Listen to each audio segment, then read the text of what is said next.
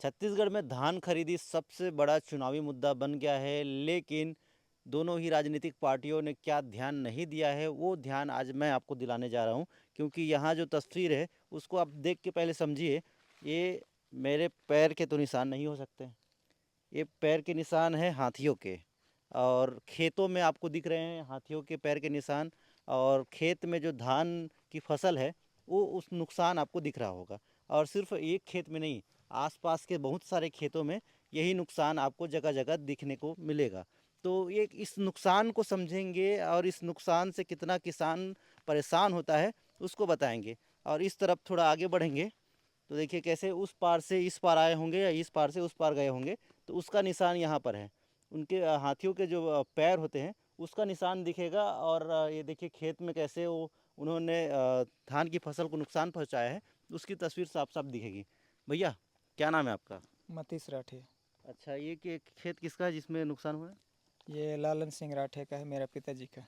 अच्छा, आपके पापा का है। हाँ। अच्छा, तो ये कब आए थे हाथी?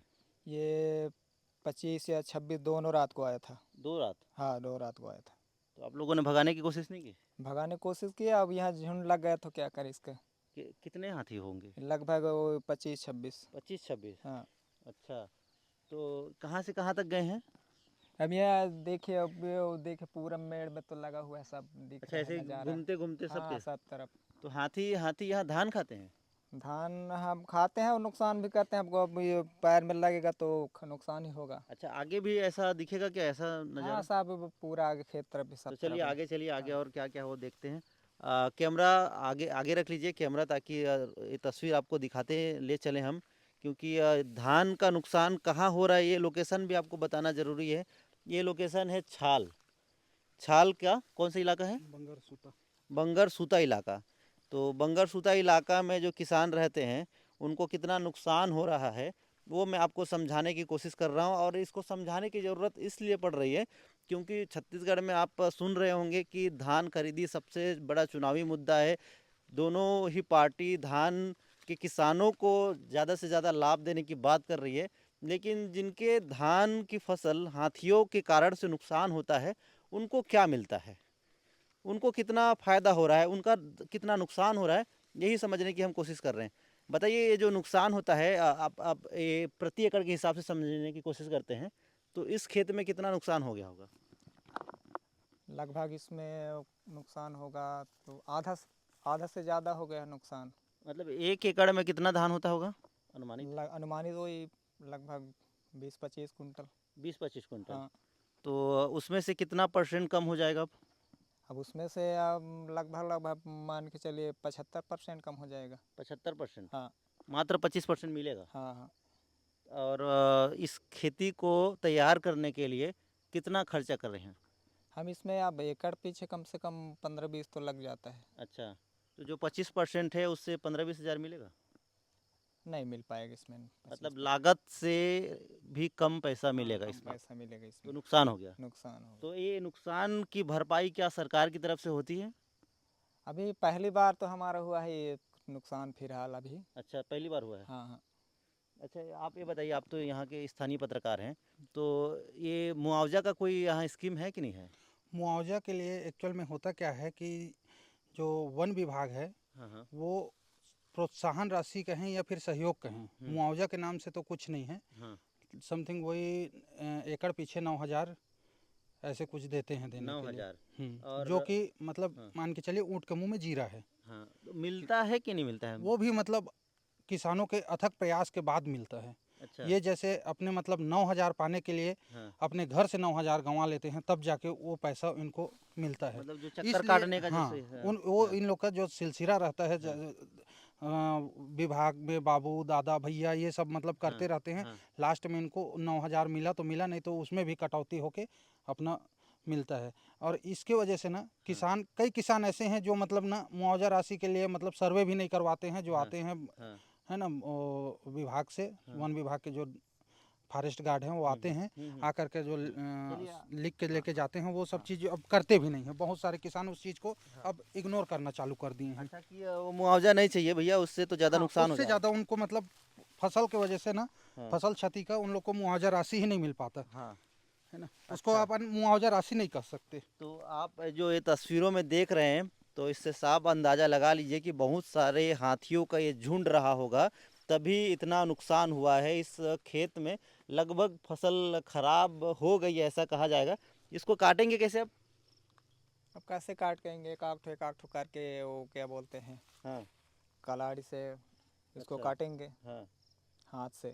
तो आप लोग हाथियों से बचाने के लिए कोई उपाय नहीं करते हैं क्या? जैसे कई जगह तो कुछ कुछ उपाय करते हैं, भाग खगोड़ा गए, कुछ कुछ करते हैं। नहीं, कैसे? इधर आता है, लेकिन अब पहली बार ऐसे मेरे में तो हाल फिलहाल अच्छा। इतना नुकसान पहली गया बार है। हुआ है। हाँ, पहली बार हुआ। अच्छा, इस क्षेत्र में हाथी नहीं आते थे क्या इससे पहले? नहीं। इससे पहले बहुत बार आए हैं हाथी, हाँ। लेकिन ये क्या है ना, बहुत सारे मतलब हम्म। जो किसानों का जो खेत है वो हम्म। अलग अलग क्षेत्र में बटा हम्म। हुआ है, हम्म। जिसके वजह से ना हम्म। हाथी जो है अपने मतलब जहाँ भोजन उनको अच्छा मिल जाता है, मान के चलिए जैसे हाँ। हाँ।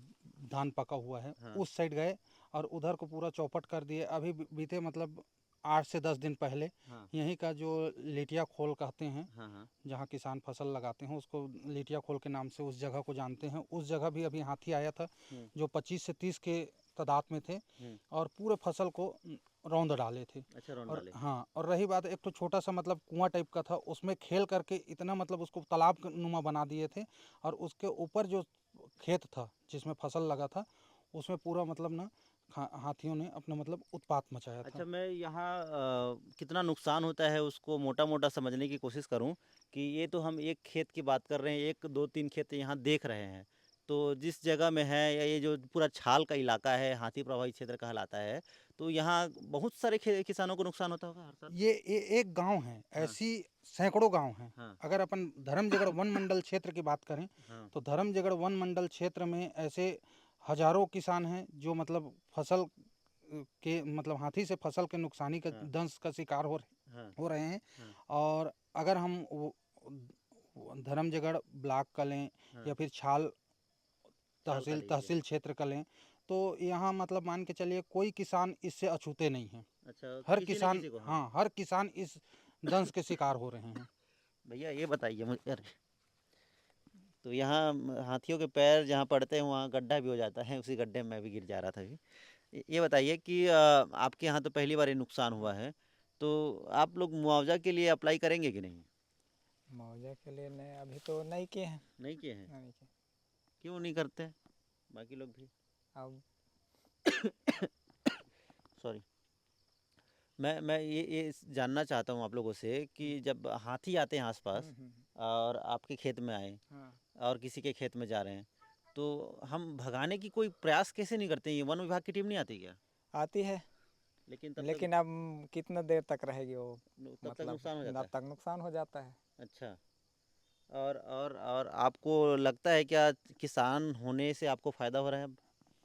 हाँ, अब रोजी रोटी चल रहा है तो अब अच्छा, रोजी रोटी चल रहा है बस। हाँ हाँ, वापस। जैसे अभी अभी सरकार भी कह रही है कि हम हाँ किसानों को प्रति एकड़, अब बीजेपी और कांग्रेस की बात कर लेते हैं। हाँ कांग्रेस कह रही है कि हम 3200 रुपये देंगे प्रति क्विंटल, और बीजेपी कह रही है प्रति क्विंटल 3100 रुपये देंगे। मतलब उनका सारा फोकस किसानों पर आ गया है।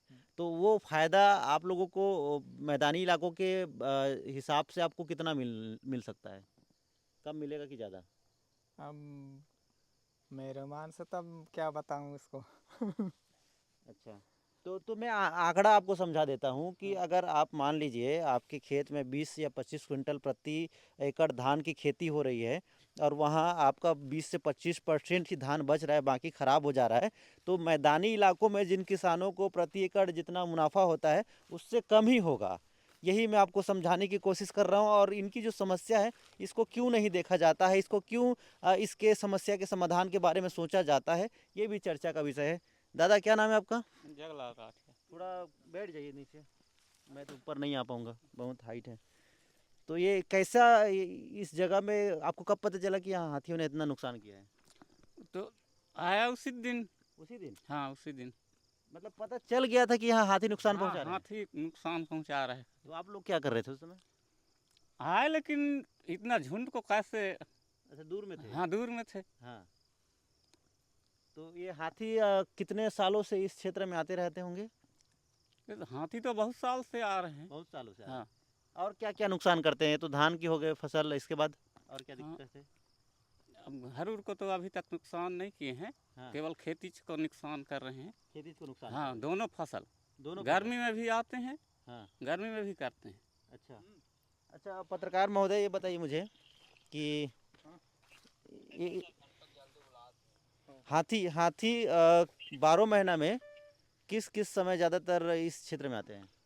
ये तो मान के चलिए, अपन अगर बात करें छाल रेंज की, हम्म, तो छाल रेंज हाथियों का स्थायी निवास बन गया है। हाँ, यहाँ उनको पर्याप्त खाने के लिए भोजन मिल जाता है, पीने के लिए पानी मिल जाता है, हम्म, और रहने के लिए मानो इनको सुरक्षित आवास मिल जा रहे हैं। हम्म, अगर आवास कहें तो उनके लिए आवासी है जंगल। हाँ, तो उसके वजह से यहाँ मतलब एक दिन भी अछूता नहीं रहा है कि यहाँ हाथी ना रहे। अच्छा। अगर साल भर की हाथी आंकड़न हाथी 12 निकालें, महीना इधर रहते हैं, कुछ ना कुछ नुकसान पहुंचाते हैं। हाँ 12 माह यहाँ हाथियों का जमावड़ा रहता है। ये कभी हाथी इस तरफ क्यों मतलब आते हैं, ठीक है, और नुकसान पहुंचाते हैं लेकिन मुआवजा नहीं मिलता है, ये कहानी समझ में आ गई।